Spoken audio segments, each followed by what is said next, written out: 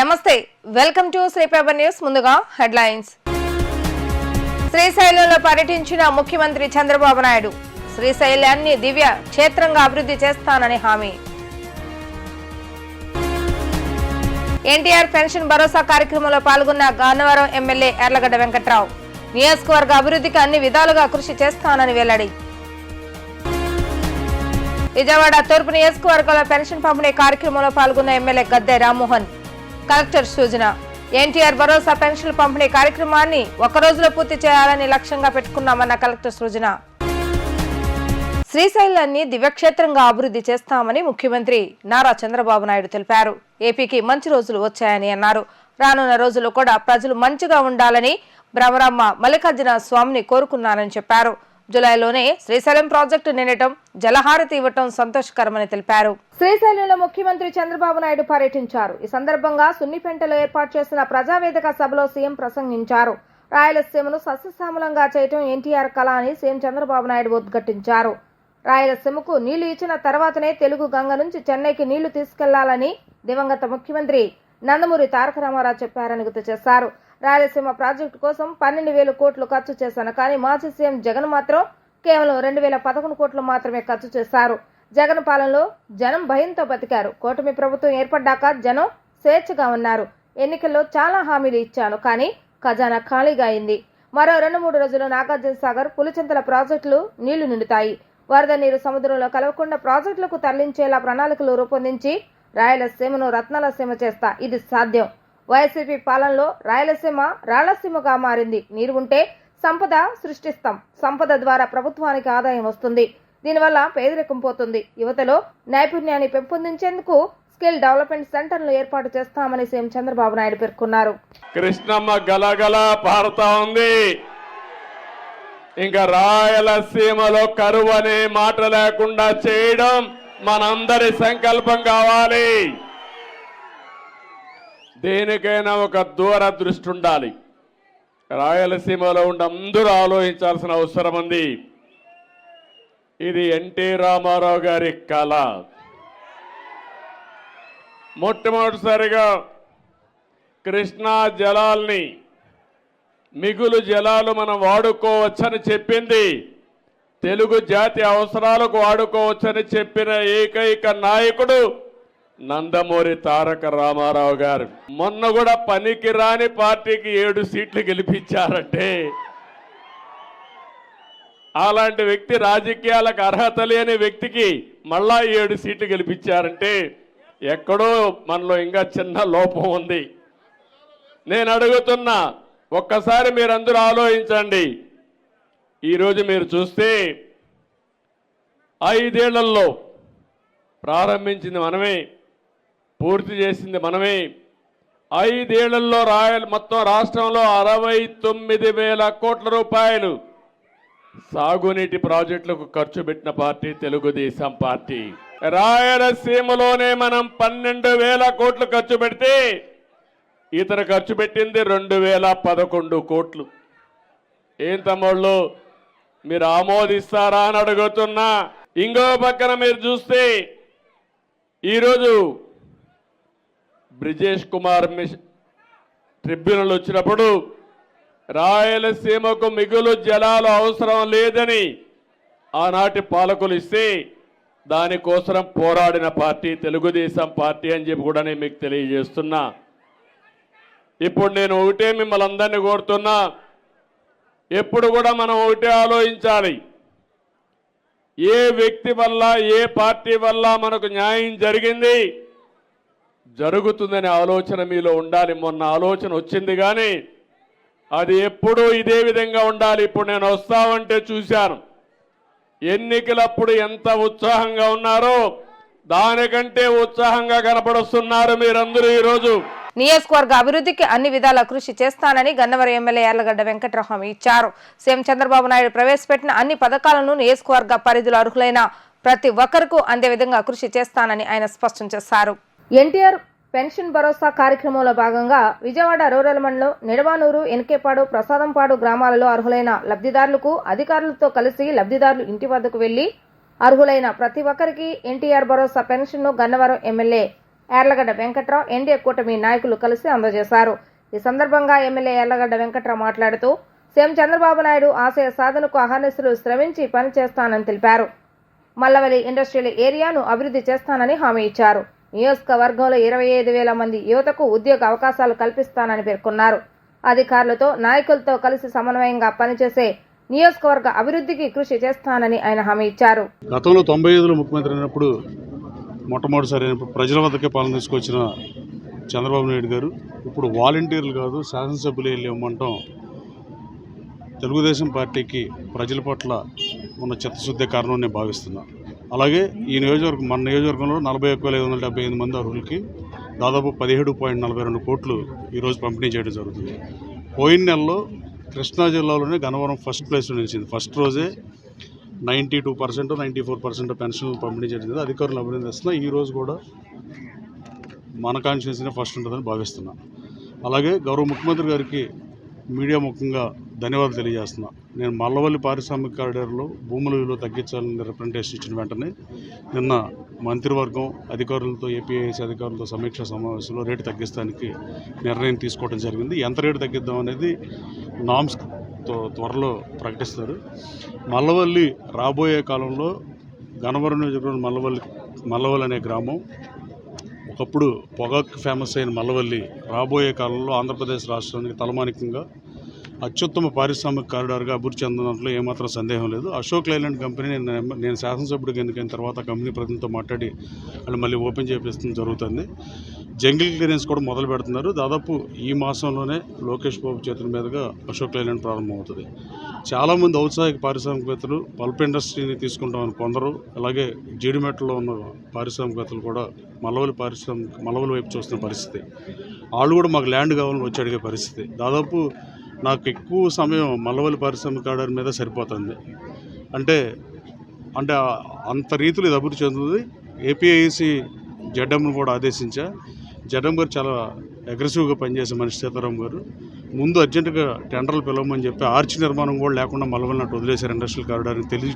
తెలియటానికి కనీసం ఐడెంటిఫికేషన్ చిరునామా ఇంటికి డోర్ నెంబర్ అట్టకూడదు లేని పరిస్థితి. అలాగే రాబోయే 10-15 రోజుల్లో అడ్మినిస్ట్రేటివ్ బిల్డింగ్ ఏపీఐసి మల్లవల్లిలో, అలాగే పోలీస్ అవుట్ పోస్ట్, అలాగే ప్రైమరీ హెల్త్ కేర్ సెంటరు, అలాగే ఫైర్ స్టేషను, ఈ 4-5కి ఏపీఐసిలో ఫండ్స్ ఉన్నాయి. అవి శంకుస్థాపన కూడా త్వరలో చేస్తాం. రాబోయే కాలంలో మల్లవల్లి పారిశ్రామిక కారిడార్లో 25,000-30,000 మందికి తక్కువ కాకుండా ఉద్యోగ ఉపాధి అవకాశాలు కల్పించే పరిస్థితి. ఎన్టీఆర్ భరోసా పెన్షన్ల పంపిణీ కార్యక్రమాన్ని ఒక్క రోజులోనే పూర్తి చేయాలనే లక్ష్యంగా ప్రభుత్వ యంత్రాంగం పనిచేస్తుందని కలెక్టర్ సృజన స్పష్టం చేశారు.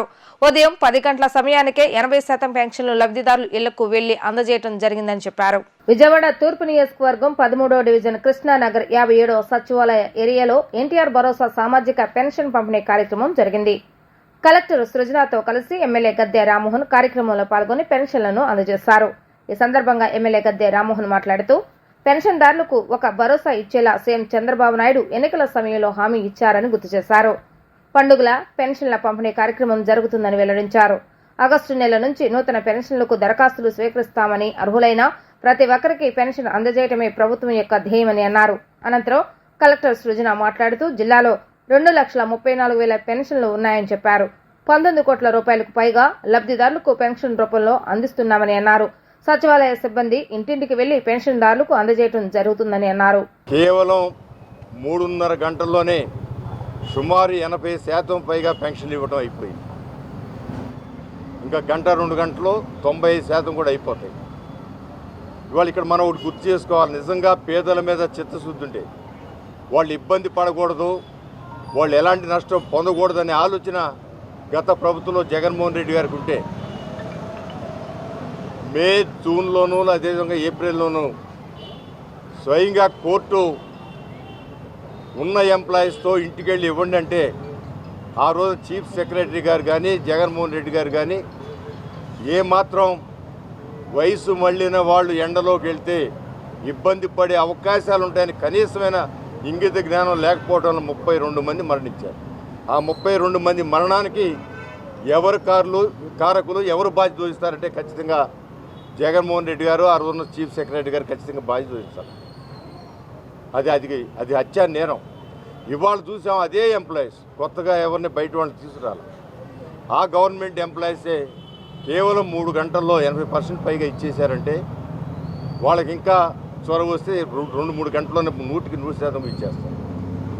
అంటే పేదల మీద నిజమైన ప్రేమ ఉండాలి తప్ప కేవలం ఓట్లు బ్యాంకుగా మార్చుకోవటమే జయంగా చేయటం వల్ల ఇలాంటి నష్టాలు వస్తాయి.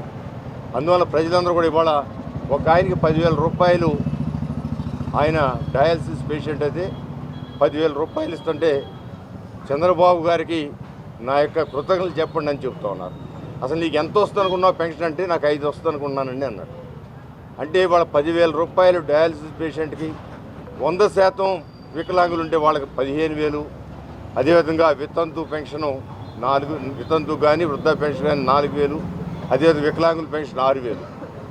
ఈ విధంగా పేదవాళ్ల మీద చిత్తశుద్ధితో ప్రకటించి ఇస్తున్న వ్యక్తి నారా చంద్రబాబు నాయుడు గారిని చెప్పడానికి మరొకసారి చంద్రబాబు గారికి మనస్ఫూర్తిగా కృతజ్ఞతలు తెలియజేస్తూ, మొత్తం ఉండే 2,34,000 పెన్షన్స్లో 99 కోట్లకు గాను డిస్ట్రిబ్యూషన్ చేయడం జరుగుతుందండి. పోయిన నెల గౌరవ ముఖ్యమంత్రి గారి ఆదేశాల మేరకు ఏ విధంగా అయితే సచివాలయ సిబ్బందితో పూర్తిగా గవర్నమెంట్ ఎంప్లాయీస్తో ఈ పెన్షన్ డిస్ట్రిబ్యూషన్ చేశామో అదేవిధంగా ఈ నెల కూడా చేస్తున్నాము. పెంచిన పెన్షన్లు పోయినసార్లు అరియర్స్తో సహా ఇచ్చాము, ఈసారి పెంచిన పెన్షన్లు అందరికీ చేరవేయడం జరుగుతుంది. 10 గంటల ప్రాంతానికి 80% దాటి డిస్ట్రిబ్యూషన్ జరిగిపోయిందండి. సుమారు మధ్యాహ్నానికి అంతా పూర్తి చేస్తామనే నమ్మకం మా అందరికీ ఉంది. ప్రతి ఒక్కరి దగ్గర ఇంటికి వెళ్ళి పొద్దున్నే 5 గంటలకు మొదలుపెట్టి 10 గంటలకంతా దాదాపుగా పూర్తి చేయడం జరిగిందండి. అందరూ ఈరోజు అధికారులు, ప్రజాప్రతినిధులు అందరూ కూడా కలిసి పెన్షనర్ల దగ్గరికి వెళ్ళి సీఎం గారి ప్రభుత్వం మాటగా పెన్షన్స్ అందరికీ అందజేయడం జరుగుతుంది. ఇందులో మేమందరం భాగస్వామ్యం అవ్వటం మా అందరికి చాలా సంతోషంగా ఉంది. సీఎం చంద్రబాబు నాయుడు అధ్యక్షతన ఈ నెల 5వ తేదీన సచివాలయంలో కలెక్టర్ల కాన్ఫరెన్స్ నిర్వహించనున్నారు. ఈ సమావేశానికి కలెక్టర్లతో పాటు మంత్రులు, కార్యదర్శులు హాజరు కానున్నారు. శాఖల వారీగా సమీక్షలతో పాటు గత ప్రభుత్వ హయాంలో జిల్లాలో భూములు, గనులు, ఇసుక, సహజ వనరుల దోపిడీలపై ఈ సమావేశంలో చర్చించే అవకాశం ఉంది. అలాగే రాష్ట్రంలోని శాంతి భద్రతలపై ప్రత్యేకంగా సమీక్ష నిర్వహిస్తామని తెలియజేశారు. ఈ నెల 5వ తేదీన సచివాలయంలో సీఎం చంద్రబాబు నాయుడు అధ్యక్షతన కలెక్టర్ల కాన్ఫరెన్స్ నిర్వహించనున్నారు. ఈ సమావేశానికి కలెక్టర్లతో పాటు మంత్రులు, కార్యదర్శులు హాజరు కానున్నారు. ఆగస్టు 5, 6 తేదీల్లో 2 రోజుల పాటు జరిగే కలెక్టర్ల కాన్ఫరెన్స్ నిర్వహణకు సంబంధించి సచివాలయంలో ఏర్పాట్లను రెవెన్యూ శాఖ ప్రత్యేక ప్రధాన కార్యదర్శి ఆర్పి సిసోడియా సమీక్షించారు. ఇందులో సిసిఎల్ఏ జయలక్ష్మి, గుంటూరు కలెక్టర్ నాగలక్ష్మి, సాధారణ పరిపాలనా శాఖ అధికారులు హాజరయ్యారు. కలెక్టర్ కాన్ఫరెన్స్ కు అవసరమైన ఏర్పాట్లు చేయాలని అధికారులకు ఈ సందర్భంగా స్పెషల్ సిఎస్ సిసోడియా ఆదేశించారు. శాఖల వారీగా సమీక్షలతో పాటు గత ప్రభుత్వ హయాంలో జిల్లాలో భూములు, గనులు, ఇసుక, సహజ వనరుల దోపిడీపైన ఈ సమావేశంలో చర్చించే అవకాశం ఉంది. ఆయా అంశాలపై కలెక్టర్లు కాన్ఫరెన్స్ లో సీఎం చంద్రబాబు నాయుడు ప్రత్యేక దృష్టి పెట్టనున్నారు. అలాగే రాష్ట్రంలో శాంతి భద్రతలపై ప్రత్యేకంగా సమీక్ష నిర్వహించనున్నారు. కలెక్టర్లు, ఎస్పీలతో జిల్లాలో శాంతి భద్రతలు, గంజాయి సాగు అమ్మకాలపై కట్టడి వంటి అంశాలపైన కూడా చర్చించే అవకాశం ఉంది. పౌర సేవలు, ఫిర్యాదుల పరిష్కారం తదితర అంశాలపై కలెక్టర్ల కాన్ఫరెన్స్ లో చర్చించే అవకాశం ఉన్నట్లుగా సమాచారం. గత ప్రభుత్వ హయాంలో జరిగిన భారీ భూ కుంభకోణాలపై సమగ్ర విచారణ చేయించాలని సీఎం చంద్రబాబు నాయుడు దృష్టికి తీసుకువెళ్లినట్టు సిపిఐ జాతీయ కార్యదర్శి డాక్టర్ కె నారాయణ తెలిపారు. అన్నమయ్య జిల్లా మదనపల్లె సబ్ కలెక్టర్ కార్యాలయంలో ఫైళ్ల దహనం ఘటనలో తాము గుర్తించిన అంశాలతో పాటు వివిధ సంఘటనలను చంద్రబాబు నాయుడు దృష్టికి తీసుకువెళ్లామని చెప్పారు. కబ్జాకు గురైన భూములను తిరిగి భూ హక్కుదారులకు అప్పగించేలా చర్యలు తీసుకోవాలని కోరామన్నారు. వెలుగుపూడి సచివాలయంలో చంద్రబాబు నాయుడును నారాయణతో పాటు సిపిఐ రాష్ట్ర కార్యదర్శి కె రామకృష్ణ, సహాయ కార్యదర్శులు ముప్పాళ్ల నాగేశ్వరరావు, జేవీఎస్ఎన్ మూర్తి, కార్యదర్శి వర్గ సభ్యులు జెల్లి విల్సన్, అక్కినేని వనిజ, ఓబిలేసు కలిసి వివిధ సమస్యలపై వినతి పత్రాన్ని అందజేశారు. సీఎంను కలిసిన అనంతరం పార్టీ నేతలతో కలిసి నారాయణ మీడియాతో మాట్లాడుతూ వివిధ ప్రజా ఉద్యమాల్లో గత ప్రభుత్వం నమోదు చేసిన కేసులు ఎత్తివేయాలని చంద్రబాబు నాయుడు కోరినట్లుగా చెప్పారు. ఎన్నికల ఫలితాలు వచ్చే ముందు ఫైళ్లు తగలబడటం పరిపాటిగా మారిందని అన్నారు. ఇటీవల మదనపల్లిలో తాము పర్యటించామని, ఆ చుట్టుపక్కల జిల్లా మొత్తం భూమిని దోచేస్తారని గుర్తించామని అన్నారు. 22A పెట్టి ఫ్రీ హోల్డ్ చేసి రిజిస్ట్రేషన్ చేస్తారని అన్నారు. మదనపల్లి ఫైళ్లు మొత్తం తగలబడలేదని, ఎంపిక చేసినవే తగలబడ్డాయని చెప్పారు. గత ప్రభుత్వంలో వేధింపులు ఎన్నో జరిగాయని, ప్రభుత్వమే వాటిని సమీక్షించాలని, ప్రజలు కూడా ముందుకు రావాల్సిన అవసరం ఉందని అన్నారు. మదనపల్లిలో ఒక ప్రాంతంలో మాత్రమే అగ్ని ప్రమాదం జరిగిందని, ఈ సంఘటనపై ఆగస్టు 4వ తేదీన మదనపల్లిలో బాధితులతో సమావేశాన్ని ఏర్పాటు చేస్తామని అన్నారు. అనంతరం విజయవాడలోను మిగిలిన జిల్లాల్లోనూ భూములు కోల్పోయిన బాధితులతో సమావేశాలు నిర్వహిస్తామని చెప్పారు. కూటమి ప్రభుత్వం ఏర్పడినప్పటి నుండి పాత కాంట్రాక్టర్లే పనిచేస్తున్నారని తెలిపారు. రాష్ట్ర వ్యాప్తంగా భూ లావాదేవీలకు సంబంధించిన అక్రమ కేసుల విషయంలో ప్రజల్ని సమీకరిస్తున్నామన్నారు. ఆయన ఉన్నప్పుడు మంచి కోసం చేసి ఉన్నానని అంటాడు. 22A పెట్టి రిజిస్ట్రేషన్ ఎక్కడైనా చేసుకోవచ్చని ఒక ప్రొవిజన్ పెట్టాడు. మహానుభావుడు స్టార్ట్ చేసింది. ఇప్పుడు వాళ్ళు ఏం చేశారు, దాన్ని తీసేసి మొత్తం ల్యాండ్స్ అన్నీ వాళ్ళు రాసేసుకుంటున్నారు. నగరం మొత్తం అదే జరిగింది. ఇది చట్టబద్ధమైన భూమిని కూడా ల్యాండ్ ఓనర్ లేకుండా దౌర్జన్యం చేసి రీస్ చేసుకునే ఏర్పాటు చేశారు. అడిగిపోతే మేము చూసాం పరిస్థితి. ఆర్టీఓ ఆఫీసు మొత్తం తగలబడలేదు. సెలెక్టెడ్గా ఆ రికార్డు తీసుకొని చోట పెట్టి కాల్చారు. కాగితాలు తెచ్చాం దీని మీద. ఇది మామూలే. ఇంతకుముందు తెలంగాణ గవర్నమెంటు రేపు రిజల్ట్స్ రాబోతున్నాయి. ఈరోజు ప్రస్తుతం అంతా కాంగ్రెస్ పార్టీ గవర్నమెంట్ కోసం అని ప్రచారం జరిగిపోయింది. తెల్లవారుజామున 3:30కి హిమాయత్ నగర్లో ఉన్నటువంటి ఈ టూరిజం ఆఫీస్ తగలబెట్టారు. ఆఫీస్ అంటే అది కూడా ఒక ఆఫీసు, ఫైల్స్ మాత్రం తగలబడినా ఇంకేం తగలబడ్డా. మా ఆఫీస్ దగ్గర ఉంటుంది. ఇప్పుడు ఇది కూడా అంతే. ఆఫీసులో ఉన్న ఇది తగలబెట్టారు. ఈ దౌర్జన్యాన్ని ఆపాలంటే సార్ జరిగింది అంటే రియాక్ట్ అయ్యారు, అధికారులు వచ్చారు, హడావుడి చేస్తున్నారు. కానీ జనం సపోర్ట్ రావాలి. ఆ పోరాటాలను ఉక్కుపాదంతో అణిచివేయడానికి పెద్ద ఎత్తున 26 జిల్లాల్లో కూడా కేసులు బనాయించారు. ఆ కేసులన్నీ కూడా ఉపసంహరించుకోవాలని చెప్పి ముఖ్యమంత్రి గారిని కోరడం జరిగింది. ముఖ్యమంత్రి గారు కూడా ఈ అంశం విషయంలో సానుకూలంగా స్పందించారు. అదేవిధంగా ఇవాళ చూస్తూ ఉన్నాం, రాష్ట్రంలో అందరికంటే ఎక్కువ పోలవరం నిర్వాసితులు తీవ్రంగా ఇబ్బందులు పడుతూ ఉన్నారు, బాధలు పడుతూ ఉన్నారు, కష్టాల్లో ఉన్నారు. వాళ్ళంతా మునిగిపోయి ఉన్నారు. వారి సొంత ప్రాంతాలు వదిలిపెట్టి మెరగ ప్రాంతాలు కొంతమంది పోతే అక్కడున్న గిరిజనులేమో గుట్టల మీద ఇవాళ తలదాచుకుంటూ ఉన్నారు. ప్రతి సంవత్సరంలో కూడా ఇలాంటి వరదలు జూలై, ఆగస్టు మాసాల్లో వస్తూ ఉన్నాయి. వాళ్ళు గుట్టలు ఎక్కుతూ ఉన్నారు. ప్రభుత్వంపై వారికి ఏదో బియ్యము, కిరసనాయిలు ఇస్తూ ఉంది. తర్వాత మళ్ళీ ఇల్లు క్లీన్ చేసుకోవడానికి 3,000 రూపాయలు ఇస్తూ ఉంది తప్ప శాశ్వతంగా వాళ్ళ సమస్య పరిష్కారం చేయడం లేదు. కాబట్టి శాశ్వతంగా వారి సమస్యను పరిష్కారం చేయాలని చెప్పి కూడా ముఖ్యమంత్రి గారిని కోరడం జరిగింది.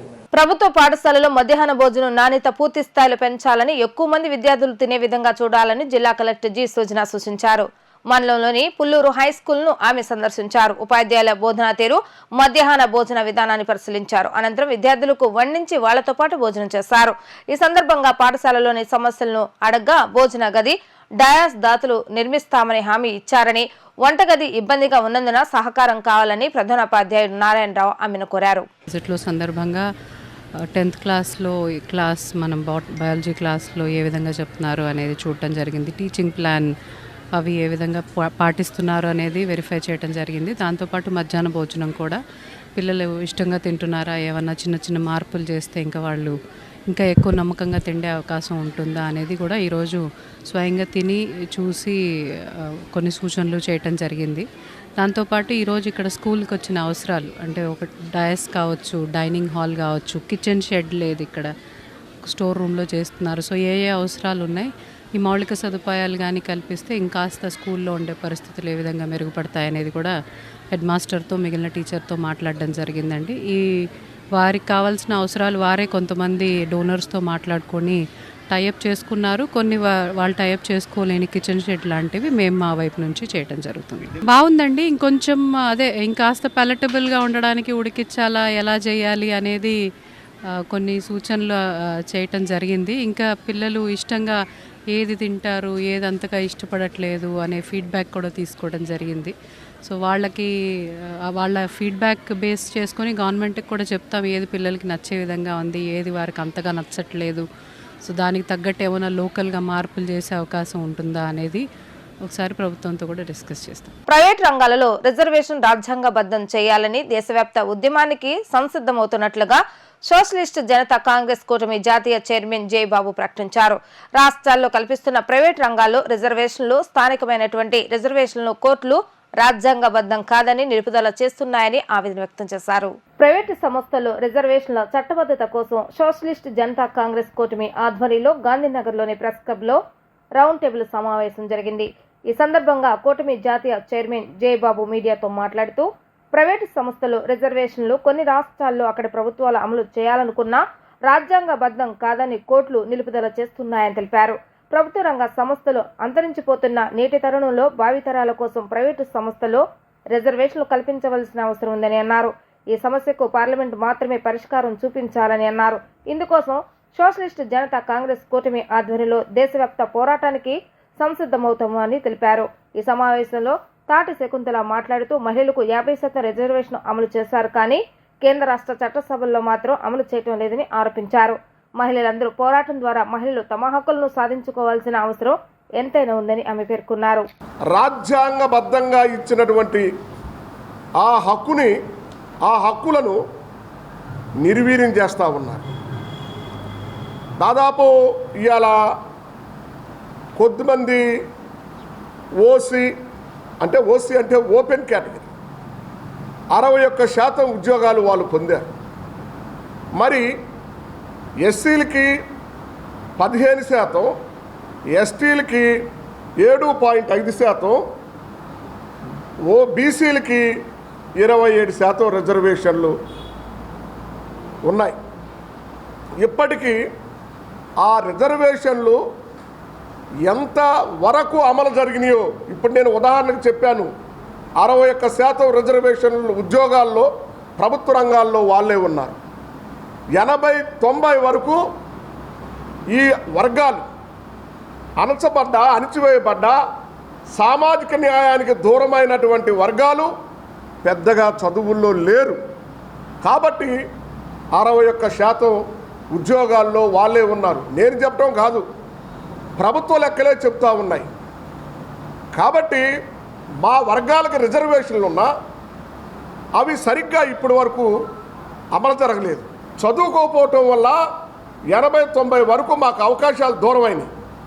ఇప్పుడు అన్ని విద్యాలయాల్లో ఎస్సీలు, ఎస్టీలు, ఓబీసీలు, మైనారిటీలు కూడా చదువుకొని అన్ని రంగాల్లో ముందుకొస్తూ ఉన్నారు, పోటీ పడతా ఉన్నారు.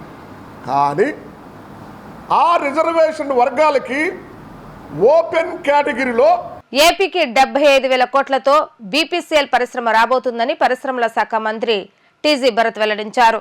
బీపీసీఎల్ పరిశ్రమను రాష్ట్రంలో ఎక్కడ ఏర్పాటు చేయాలనేది 90 రోజులు నిర్ణయిస్తామని తెలిపారు. కృష్ణపట్నంలో బ్యాటరీ పరిశ్రమ ఏర్పాటుకు విన్ఫాస్ట్ సంస్థ ముందుకొచ్చిందని ఆయన వివరించారు. సచివాలయంలో ఏర్పాటు చేసిన విలేకరుల సమావేశంలో మాజీ టీజీ భరత్ మాట్లాడుతూ ఏపీలో పెట్టుబడులకు అమెరికా కన్సలేట్ జనరల్ జెన్నిఫర్ కూడా ఆసక్తి కనబర్చారని మంత్రి టీజీ భరత్ పేర్కొన్నారు. దేశంలోనే ఉత్తమ పారిశ్రామిక విధానం తీసుకురావాలని నేటి సమీక్ష సమావేశంలో నిర్ణయం తీసుకున్నామని చెప్పారు.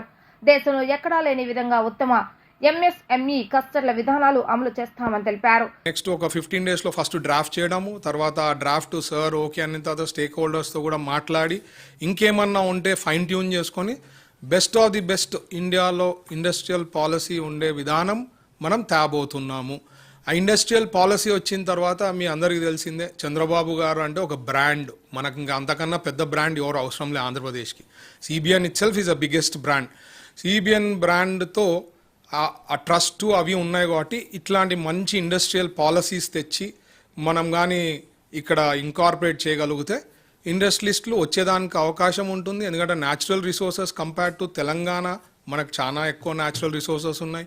సిబిఎన్ బ్రాండ్తో పారిశ్రామికవేత్తలకు అనుకూల విధానాలు అమలు చేస్తామని వివరించారు. రాష్ట్రంలో 4 ఇండస్ట్రియల్ క్లస్టర్లు ప్రారంభించాలని ముఖ్యమంత్రి చంద్రబాబు నాయుడు ఆదేశించారని వెల్లడించారు.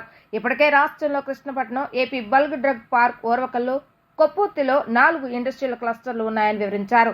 కొత్తగా కుప్పం, లేపాక్షి, దొనకొండ, మూలపేటలో క్లస్టర్లు ఏర్పాటు చేస్తామని చెప్పారు.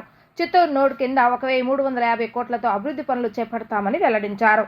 రాజధాని అమరావతి సమీపంలో ఇండస్ట్రియల్ పార్క్ ఏర్పాటు చేయాలన్నదే తమ ప్రభుత్వ ఆలోచన అని తెలిపారు. గతంలో ఏపీలో పెట్టుబడులు పెట్టాలంటే పారిశ్రామికవేత్తలు భయపడే పరిస్థితి కల్పించారని విమర్శించారు. గతంలో పారిశ్రామికవేత్తలను షేర్లు, పర్సంటేజీలను అడిగే పరిస్థితి ఉండేదని అన్నారు. ఓరొకళ్ళు ఒకటి ఉంది మనకి ఇండస్ట్రియల్ పార్కు, కృష్ణపట్నంలో ఒకటి ఆల్రెడీ డిసైడ్ అయింది, ఏపీ బల్క్ డ్రగ్ పార్క్ అనేది అదొకటి ఉంది, కొప్పత్తి క్లస్టర్ కడప డిస్ట్రిక్ట్లో. ఈ 4 క్లస్టర్స్తో పాటు ఇంకా 4 క్లస్టర్స్ని సార్ డిసైడ్ చేయడం జరిగింది. ఒకటి కుప్పంలో ఉంటుంది, ఒకటి లేపాక్షి సత్యసాయి డిస్ట్రిక్ట్ దగ్గర అక్కడ ఉండేది అది కూడా కొద్దిగా ఇష్యూస్ ఉన్నాయి. అవన్నీ సార్ట్అవుట్ చేసి అది కూడా క్లస్టర్ని డెవలప్ చేయబోతున్నాం. ఇంకోటి ముల్లపేట ఇన్ శ్రీకాకుళం డిస్ట్రిక్ట్ అది కూడా డెవలప్ చేయబోతున్నాం.